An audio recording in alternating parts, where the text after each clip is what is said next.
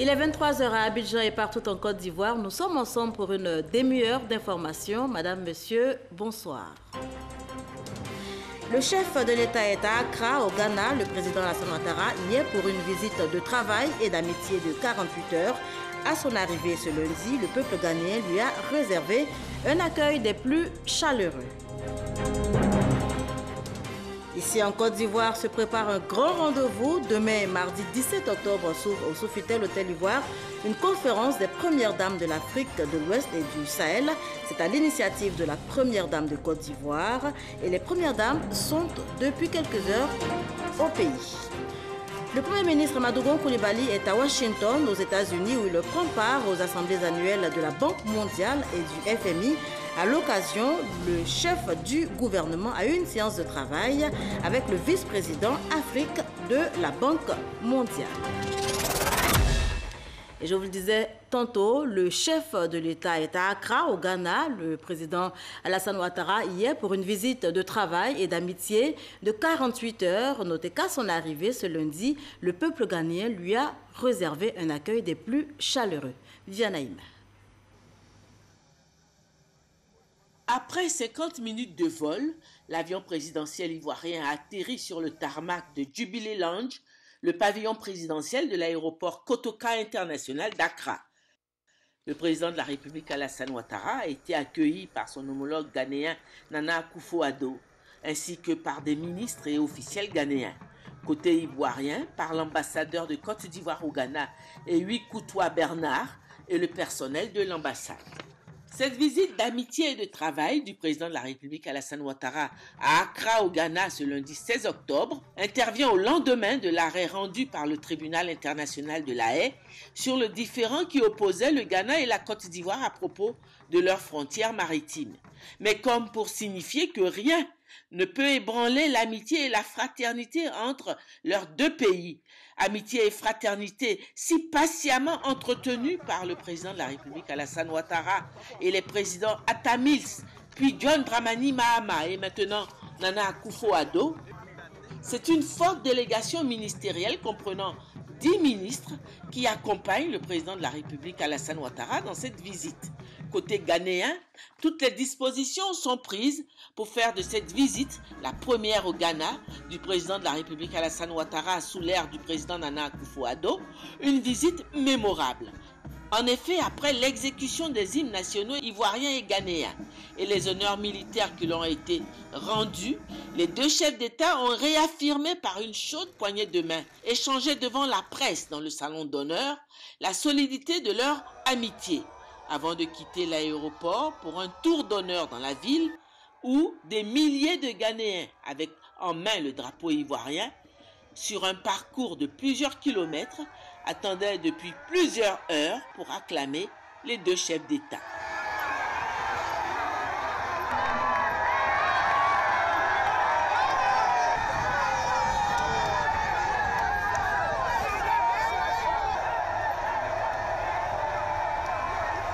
Visite d'amitié et de travail avec comme objectif de formaliser l'excellente relation d'amitié qui s'est instaurée entre les deux chefs d'État et entre les deux pays.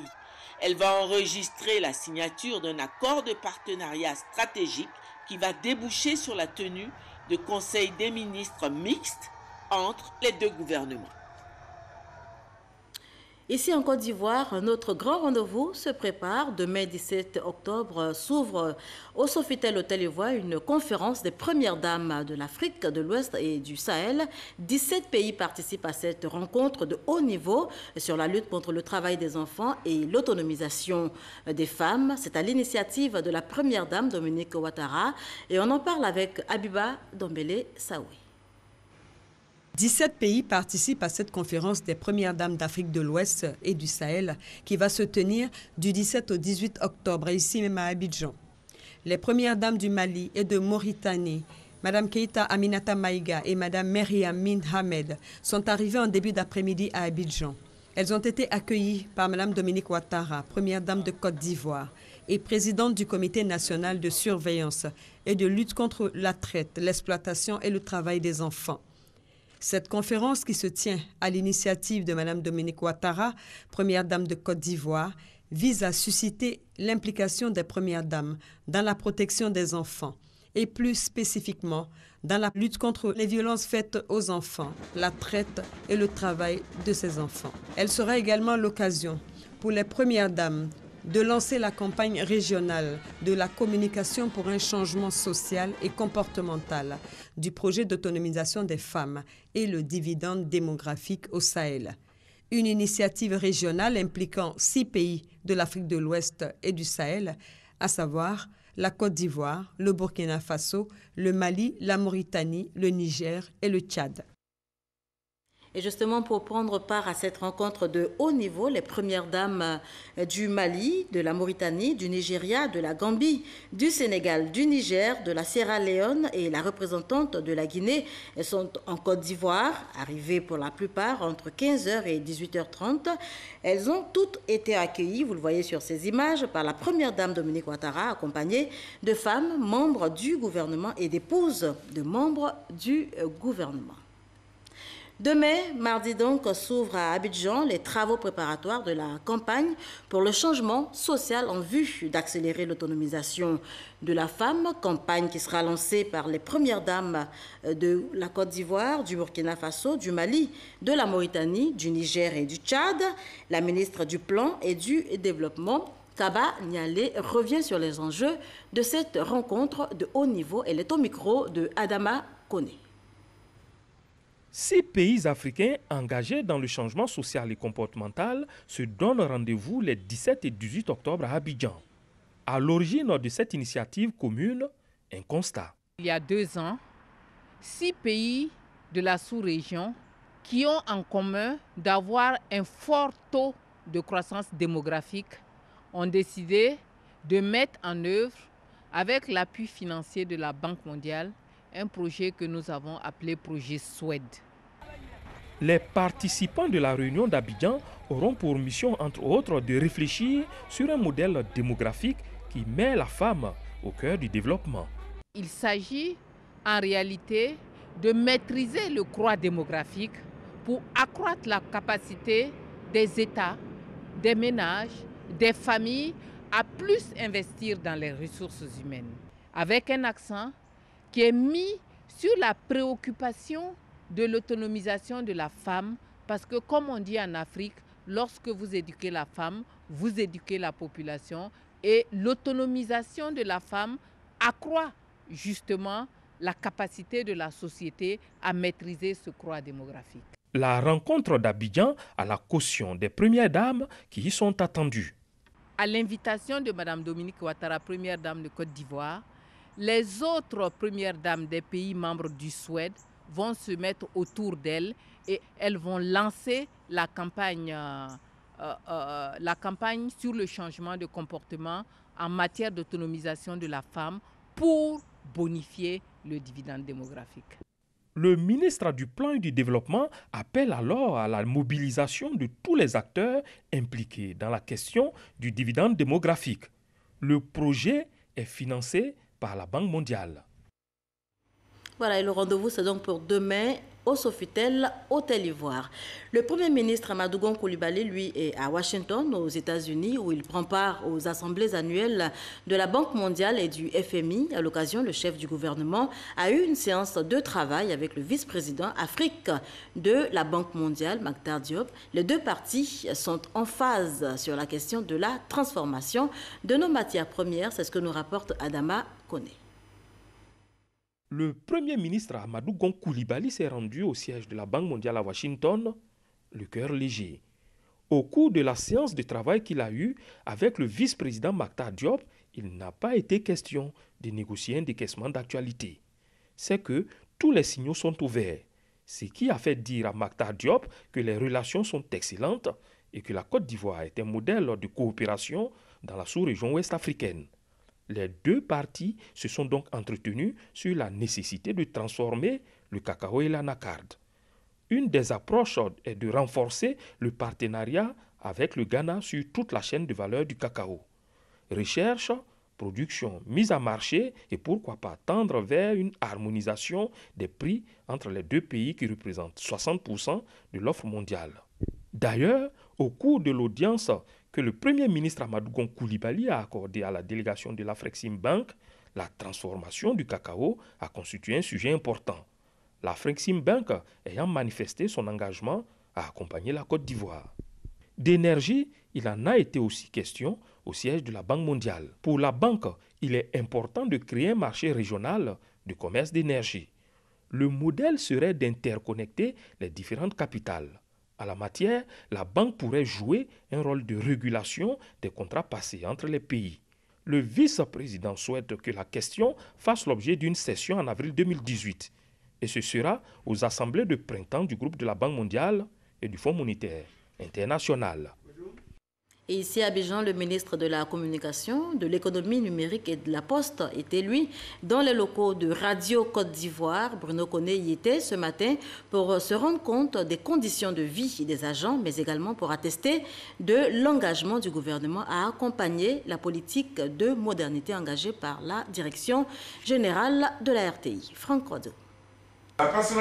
Depuis 1961, l'espace audiophonique est en Côte d'Ivoire occupé par Radio Côte d'Ivoire, révisité en 1991 comme chaîne généraliste de services publics et puis, plus de 10 ans après, identifié par les deux chaînes Radio Côte d'Ivoire et Fréquence 2 pour la triple mission informer, éduquer et distraire. Aujourd'hui, tous les programmes ont été revus à telle enseigne que Radio Côte d'Ivoire donne à voir tous les jours une grille de programmes bien achalandée avec des bons programmes d'information, de sport, de divertissement et des magazines d'éducation et de sensibilisation de la population.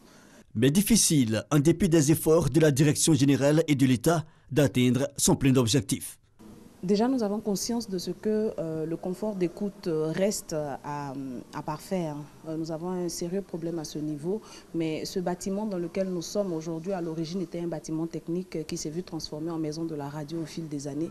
Et c'est un bâtiment qui date des années 50. Mais aujourd'hui, les normes sont telles qu'il nous faut pouvoir nous hisser à un certain niveau de technologie pour pouvoir répondre aux attentes de nos auditeurs. S'imprégner des conditions et de l'environnement de travail des agents de ce pendant important du groupe RTI, c'est le sens de la visite du ministre de la Communication Bruno Koné, venu de ses bureaux à quelques dizaines de mètres de la radio à pied et sans escorte motorisée. Accueil et premier contact, les studios. Le direct du 12h de Radio Côte d'Ivoire avec Mireya Kédié et Kolo Coulibaly pour planter le décor. Au niveau du gouvernement, quelle est la vision par rapport à Radio Côte d'Ivoire ? La vision, c'est qu'elle travaille spécifiquement sur ce domaine-là, puisque... Puis, santé, sur Fréquence 2, atmosphère plus décontractée. Les studios, mais aussi les différentes rédactions, sans oublier les installations techniques, une visite jugée enrichissante. Nous avons des idées claires donc, pour améliorer le travail qui est fait au bénéfice de nos populations. Il s'agit de médias de services publics, mais en même temps, notre ambition n'est pas de les enfermer dans ce statut. Notre ambition, c'est de leur donner la capacité ou les moyens d'être totalement indépendants, d'entendre les Ivoiriens sur leurs attentes et puis d'essayer, dans la mesure du possible, d'apporter aux Ivoiriens ce qu'ils souhaitent. Direction générale et agents rassurés donc, l'État engagé une fois encore pour la modernisation des structures audiovisuelles du service public.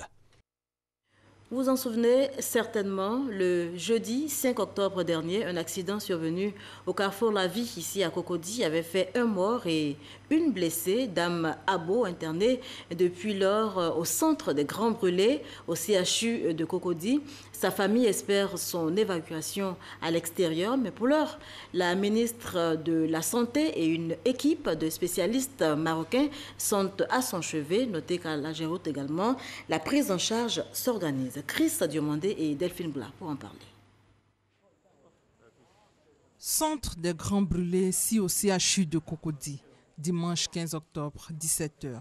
Là est internée depuis plus de 10 jours l'une des victimes de l'accident survenu au carrefour de La Vie. Des images lointaines parce que dispositif de prévention oblige. Sur place, le gouvernement et des experts marocains spécialistes des questions de santé apportent soutien et réconfort aux brûlés dont Dame Abo Pauline. Nous sommes rendus compte que nous avons beaucoup de chance en Côte d'Ivoire. Nous avons beaucoup de chance parce que nous avons des personnes vraiment dévouées. dans les différentes spécialités. Et nous avons pu, en échangeant donc avec la malade, lui dire que le moral compte énormément dans tout type de maladie et qu'il fallait absolument qu'en dehors des soins qu'on n'a pas arrêté de lui prodiguer depuis qu'elle est arrivée, nous lui avons dit qu'il fallait qu'elle ait le moral. Et on est bien sûr rassuré par son médecin traitant qui, ma foi, aujourd'hui, elle évolue bien. On a mis tout ce qu'il fallait. Maintenant, on attend, l'évolution se fait progressivement. Cette visite soulage les enfants du couple Abo, grande victime de cet accident. Mais les enfants se disent toujours préoccupés par l'état de santé de leur mère. Nous, enfants, c'est un cri de cœur, nous voulons lancer. Nous souhaitons que l'évacuation soit effective. Les médecins nous ont donné l'assurance qu'ils vont s'en charger pour que notre maman retrouve la santé. Mais vu l'urgence de la situation, que l'évacuation se fasse maintenant. Du côté de la Géroute, on multiplie les séances de rencontres avec l'entreprise coréenne pour trouver une solution à la situation. Ces travaux entrent dans le cadre de la coopération avec la Corée, qui a fait don d'un montant de plus d'1 milliard à la Côte d'Ivoire pour un projet pilote qui vise à améliorer la fluidité routière sur ce tronçon. Et depuis que cet accident est survenu, nous avons tenu plusieurs séances de travail avec la coopération coréenne et avec l'entreprise pour d'abord envisager des mesures de renforcement de la sécurité routière pendant les travaux qui vont se faire désormais de nuit et pour envisager aussi l'aide que nous pouvons apporter à la famille donc des blessés. Nous sommes approchés de la famille et depuis quelques jours, la famille bénéficie de soutien. Je voudrais rassurer les membres de la famille que le ministre des Infrastructures économiques a donné instruction à la Géroute que cet appui soit continu jusqu'à ce que la situation s'améliore. Pour rappel, c'est le jeudi 5 octobre dernier qu'un camion benne contenant du goudron chaud s'est renversé sur un véhicule, faisant des victimes dont l'une brûlée par le goudron chaud a été conduite d'urgence au CHU de Cocody. Et pour être complet sur le sujet, sachez que ce lundi, la présidence a réagi en offrant une prise en charge pour les médicaments. Abidjan abrite depuis ce lundi la 34e Assemblée générale du Conseil des bureaux du système d'assurance carte brune CEDEAO, Communauté économique des États. Communauté des États de l'Afrique de l'Ouest. Notez que le repositionnement du système au cœur des débats, c'est ce que l'on retient. Mais c'est quoi la carte brune? 35 ans après, comment se porte cette assurance? Élément de réponse tout de suite dans ce reportage signé Jean-Jacques Kwamiala. Soucieux de la sécurité des usagers sur les routes, les chefs d'État et de gouvernement de la Communauté des États de l'Afrique de l'Ouest, CEDEAO, ont mis en place une couverture automatique et de règlement des sinistres appelée Assurance carte brune CEDEAO. Cette assurance est gérée dans chaque État membre par un conseil des bureaux. 35 ans après sa création, cet instrument d'intégration régionale, selon le secrétaire général permanent du conseil des bureaux, a permis à des familles de retrouver le sourire. Sans la carte brune, il y a des familles qui n'auront pas de source de vie aujourd'hui. Sans la carte brune, il y a des élèves ou bien des enfants qui n'auront pu aller à l'école parce que leurs parents ou bien leur maman ou bien quelqu'un qui paie leur scolarité est mort, victime d'accident ou quelque chose. Donc il y a plusieurs cas. Faire de la carte brune CEDEAO un document d'assurance unique, acceptable et valide dans tous les États membres, quel que soit le bureau émetteur, le sujet est au cœur des discussions au cours de cette Assemblée générale. Sur les 14 États, il y a au moins 8 qui ont accepté la systématisation de cette attestation.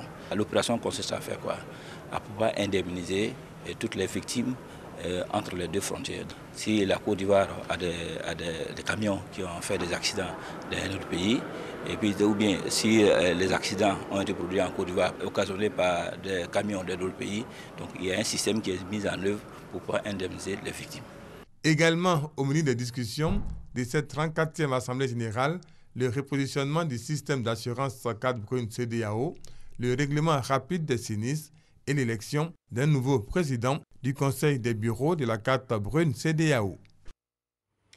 Et justement, pour une prise en charge des victimes sur les routes ivoiriennes, au cours de cette Assemblée générale, le Conseil des bureaux Côte d'Ivoire de la carte grise, Communauté économique des États de l'Afrique de l'Ouest, a remis un bon de 10 millions de francs CFA, médicaments de première nécessité, au groupement des sapeurs-pompiers de Côte d'Ivoire.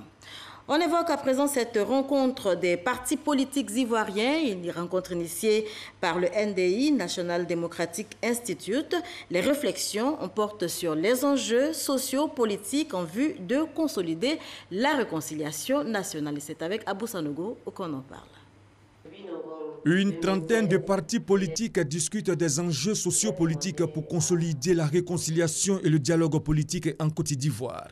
Une rencontre qui vise à offrir aux responsables politiques une plateforme d'échange et de réflexion sur leurs offres politiques dans la consolidation du dialogue politique et de l'état de droit en Côte d'Ivoire. Ce sont les partis politiques qui régulent la vie nationale. Ils ont également un rôle, n'est-ce pas, de formation civique. S'il y a un dialogue au sein des partis politiques qui sont régulièrement en compétition, il est évident que les notions de démocratie vont être bien perçues. Nous saluons toujours ce genre de rencontre et nous serons toujours présents là où il faudra parler de la Côte d'Ivoire, là où il faudra parler de l'intérêt de la Côte d'Ivoire, là où il faudra parler de la paix en Côte d'Ivoire, de la réconciliation. Tous les partis politiques sont là et que nous puissions vraiment, avec les résolutions, les résultats attendus, c'est qu'on puisse organiser ce dialogue inclusif. Pour nous, c'est la Côte d'Ivoire d'abord. Tout ce qui rentre dans le cadre du bienfait de la Côte d'Ivoire, le PDCI épouse ces idées-là. Donc à ce stade-là, nous sommes prêts à dialoguer avec tous les autres partis. L'initiative de cette rencontre consultative sur le rôle des partis politiques dans une démocratie pluraliste est du NDI, le National Democratic Institute, en collaboration avec l'ambassade des États-Unis en Côte d'Ivoire, avec le soutien du ministère d'État chargé du dialogue politique et de relations avec les institutions. Toutes les tendances politiques sont représentées et nous osons croire qu'à travers ces échanges, chacun va s'enrichir et chacun va œuvrer par la suite pour la consolidation de la paix et de la réconciliation nationale. Il y a un grand travail à faire. C'est aux Ivoiriens de faire le travail, de mettre le pays sur le bon chemin. En tant que ministère d'État auprès du président de la République chargé du dialogue politique, nous accompagnons le processus, nous venons les soutenir et nous allons faire une communication pour présenter donc les acquis du dialogue politique, les défis et les perspectives. Pendant 2 jours, les participants analyseront le contexte politique actuel et formuleront des recommandations sur la participation politique des jeunes et des femmes, la gouvernance sécuritaire, la réconciliation nationale, la cohésion sociale et le dialogue politique. Le chantier de la réconciliation nationale ouvert à Yamoussoukro dans le centre de la Côte d'Ivoire, la mission est assignée à la Chambre nationale des rois et chefs de Côte d'Ivoire, chef traditionnel s'entend, le CNRCT qui vient justement de lancer ses activités. On voit tout cela avec Ader Sogodogo. Le processus de réconciliation nationale en Côte d'Ivoire enregistre une nouvelle dynamique. Le leadership et la vision des garants de la tradition.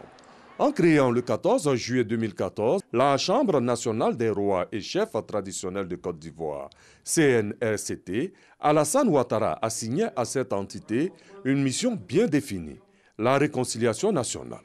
Réunie à son siège de Yamoussoukro, sous forme d'un séminaire d'imprégnation, la CNRCT entend jouer sa partition. La Côte d'Ivoire, à travers ses peuples, porte encore les blessures de ces temps difficiles. Nous, rois et chefs traditionnels, avons l'obligation de contribuer à relever tous les défis liés à ces déchirures pour permettre à la Côte d'Ivoire de tourner les pages sombres de son histoire. La mission de la CNRCT avait été précédée par celle de structures bien connues, la CDVR et la CONARIV. Cette fois, la stratégie diffère. Le thème est évocateur. Quelle place et quel rôle pour les rois et chefs traditionnels dans la nécessité de la réconciliation nationale en Côte d'Ivoire? Le chef ou le roi doit être discret. Et de par cette nature, nous résolvons des problèmes dans la case. Nous travaillons en conformité avec le gouvernement qui voudrait que dans ce pays, comme dans nos villages, qu'il y ait la paix, la cohésion. Pour l'atelier de Yamoussoukro, la CNRCT a eu le soutien de plusieurs sociologues avec des communications pour mieux cerner le sujet. Changeons le sens des migrations, investissons dans l'agriculture et dans le développement durable. C'est le thème de cette édition, la 37e édition donc de la Journée mondiale de l'alimentation qui s'est tenue à Jacquesville. On y va tout de suite avec Noël Niagno. Ce tubercule de manioc, porté par Kanazoé Salifou et ses partenaires exploitants agricoles, est une démonstration de ce que l'on peut produire sur les terres de Jacquesville, comme partout ailleurs, en Côte d'Ivoire, et nourrit les Ivoiriens, la sous-région et le reste du monde avec le sous-produit prisé du manioc, la tiéké. Le paradoxe, c'est qu'avec ce potentiel dans le vivrier et dans bien d'autres produits agricoles, la Côte d'Ivoire, hier terre d'accueil, compte parmi les points de départ de la migration internationale clandestine avec près de 13 000 jeunes Ivoiriens accueillis sur les côtes italiennes. C'est pourquoi Saganfoua Koulibaly a souligné la pertinence du thème de la célébration de cette 37e édition. Changeons l'avenir des migrations, investissons dans la sécurité alimentaire et le développement rural. Il a par la suite indiqué les fondements du choix de Jacquesville et la marraine de la présente édition. Nous savons tous le rôle que joue la femme dans l'agriculture de notre pays. La FAO a choisi le thème de l'immigration. Mère protectrice que vous êtes,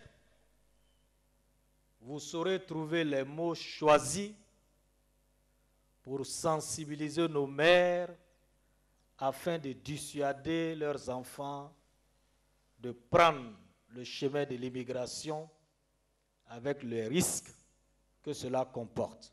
Une charge que saura mener la marraine parce que très au fait de la chose agricole de la Côte d'Ivoire, mais également de l'Afrique. Je voudrais remercier la FAO pour le choix du thème de cette année qui place l'investissement en milieu rural au cœur des politiques publiques et qui jette avec justesse une lumière crue sur le drame de l'immigration clandestine. Oui, l'agriculture ainsi que l'amélioration du sort des populations rurales sont bien des leviers forts de la lutte contre la migration dangereuse. Le potentiel est là, multiforme, massif. La volonté politique clairement affichée. L'Afrique est donc une terre d'opportunités pour l'agribusiness. C'est toute la portée des messages de la FAO à travers le thème de la 37e journée mondiale de l'alimentation. Les migrations sont réelles. Elles font partie de la vie humaine. Mais il ne faudra pas que les migrations deviennent des cas de détresse. Alors pour la FAO, c'est investir dans les milieux ruraux. C'est améliorer les conditions de vie des populations, c'est leur donner des revenus suffisants. Le deuxième message, c'est qu'en fait, il y a des opportunités en Afrique. Il n'est pas nécessaire de quitter l'Afrique pour aller en Europe et mourir là-bas. Et le troisième message pour la FAO, c'est de travailler avec le gouvernement pour mettre en place des politiques qui sont incitatives pour les populations, de manière à améliorer effectivement la sécurité alimentaire et l'alimentation. Les populations de Jacquesville, elles, saluent le choix de leur localité parce que porteur d'espérance. Nous étions enclavés. Aujourd'hui, nous avons le pont. Les gens, il faut qu'ils sachent ce que nous pouvons faire, ce que nous faisons réellement. C'est une occasion pour eux aussi de découvrir tout ce que nous produisons à Jacquesville. Élément par part pour la construction dans la durée de cette espérance, le don de matériel et d'intrants aux productrices et producteurs de Jacquesville à hauteur de 40 millions de francs CFA. Direction le Portugal pour des échos de la cérémonie de clôture du centenaire des apparitions de Notre-Dame de Fatima. Alexis Ouedraogo y était pour RTI. Ils sont venus des 4 coins du monde pour célébrer le centenaire des apparitions de Notre-Dame de Fatima. Pour l'Église catholique, c'est le 13 mai 1917 que la toute première apparition de la Vierge au Petit Berger a eu lieu. Une apparition qui s'est répétée les mois suivants. La commémoration de l'événement a attiré pour ce jour une dizaine de milliers de croyants qui ont visité les sanctuaires et pris part aux processions des cierges et autres adieux. Je suis venu à Fatima et j'ai vu beaucoup de choses. Et c'est des choses qui vont changer ma vision de chrétien et qui vont changer ma vie. De savoir si ce lieu-là où la mère du ciel a apparu à des tout petits enfants, c'est un message fort pour moi, d'humilité, pour la reine du ciel qui apparaît comme ça aux enfants, au point où maintenant de partout nous venons tous prier ici parce qu'on a confiance en elle, c'est vraiment important pour nous. Le message de Fatima, c'est d'abord la paix, la réparation, paix dans nos familles, paix pour le monde, paix spécialement pour notre pays, on en a besoin. Moment de repentance, mais aussi de pénitence, la clôture du centenaire des apparitions de la Vierge a aussi été marquée par une adresse du pape François. Il a appelé à la recherche permanente de la paix dans le monde. Et c'est ici qu'on s'arrête pour cette édition. Merci de nous avoir suivis. Je vous souhaite de passer une excellente soirée sur nos antennes.